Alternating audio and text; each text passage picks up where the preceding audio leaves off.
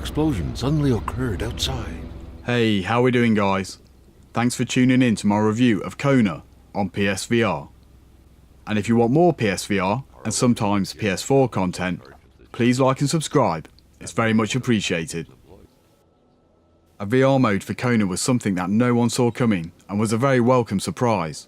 The original flat screen game by Canadian developer Parabole released a little while ago, gaining pretty positive word of mouth from press and fans alike. The mysterious setup and winter setting had me intrigued upon its initial release, and VR support finally made me take a punt. Jumping into the shoes of a weary private eye, you will have to investigate the eerie events that have taken place in a small town, while battling the elements and something a lot more sinister. Starting with a car crash, the game brings you in from the cold with a jolt, as you start to explore its small but open world. Playing on the PS4 Pro, the game has obviously taken quite a bit of a hit in the graphics department during its translation to VR. The image is quite soft and draw distances have suffered badly. However, the lack of focal distance does help with the immersion factor in a Silent Hill kind of way, as you don't know what animal or otherworldly entity might be waiting for you around the corner. The frame rates hold steady with assets like your hands and the car interior holding up well under scrutiny. But as a whole, anti-aliasing issues and low-res textures really detract from the experience. The environment is a character within itself, with snowdrifts and swaying trees adding to the atmosphere while navigating the almost desolate town. Particle effects could do with some work, but lighting is convincing, with your torch effectively illuminating the way in the game's darker sections.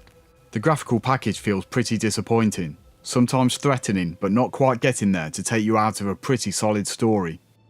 Any sort of survival adventure game lives or dies on its sound design, and the devs have struck a great balance between the effective use of music to create a sense of foreboding for set pieces, and the use of environmental effects to hammer home that you are alone for most of your exploration time.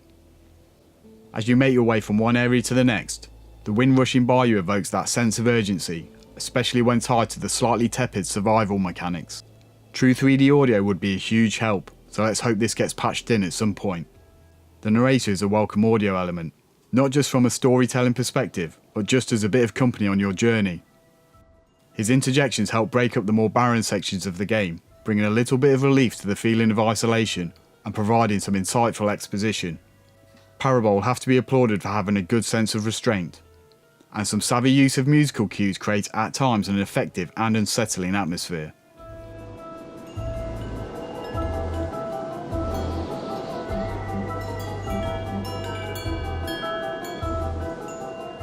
Using two move controllers, the game gives you a variety of movement options including full locomotion, node and free teleport, as well as allowing you to turn those pesky blinders off.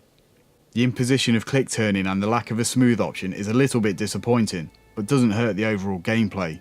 Tracking is reliable and the controls simple, but they will take a little while to get used to. DualShock 4 is also supported, but as you're using your hands so much, moves are the preferred option.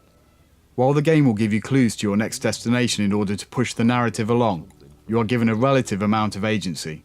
By exploring the town, the large amount of collectibles help reveal more of the backstory about the now departed inhabitants, enriching the core story and helping the immersion factor. Puzzles on the whole are fairly rudimentary, and any difficulty will be a result of you missing something, mainly due to them not being displayed in a timely fashion. Another drawback is that some actions can be a little awkward to perform, as the areas to trigger the context-sensitive task can sometimes be a little small and the text hard to read due to the low-resolution graphics. It's tempting to lump this into the much-derided walking simulator genre, but the inclusion of driving mechanics help you feel a lot more empowered, as opposed to other games of this ilk.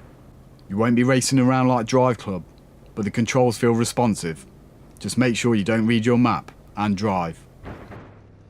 And speaking of driving, you can place and take items from your truck, meaning inventory management becomes key, especially if you voyage too far away from your vehicle. Another aspect that helps distinguish Kona from its peers is the survival mechanic. Spend too much time out in the cold, and the narrator will give you a gentle reminder that you need warmth and shelter. Resources for building fires, which also act as save points, are plentiful, but the thought of perishing in the blizzard adds an extra layer of planning to the gameplay and urgency to your exploration. Now there is a big caveat to this. Not all features from the base game are present here. Treasure maps are gone, gun use is being stripped, and the survival mechanics are toned down. If you want to plat this in VR, you'll have more luck trying to take a dump in a thimble. As this is a paid update to the base game, all of the trophies remain intact, including the Platinum, but as mentioned previously, you won't achieve it in VR mode alone. There's a range of collectible and action specific trophies, like use stake to distract the wolves, don't use the car, don't fire any weapons, etc. These will be easier in VR due to most combat encounters being removed, but in order to get the top trophy, you will need a VR and flat screen playthrough. As such, your Platinum time will come in at about 5 to 10 hours. If you decide to use a guide, the Platinum difficulty could be as low as a 2, but without, it's more like a 3, depending on whether they patch the VR mode to be a true reflection of its flat screen counterpart. It's great to see more smaller developers making a foray into VR, bringing their game to an audience that may have otherwise ignored it. While Kona is not a perfect port by any means, it's more than competent, with the story and atmosphere helping cover up most shortcomings. A relatively compelling narrative, an ability to drive, and some astute sound design choices really helps distinguish Kona in a genre filled with overly familiar titles. While I felt initially underwhelmed when donning my headset, the sense of isolation and urgency created by the world helps elevate, but only slightly, quite a mundane port.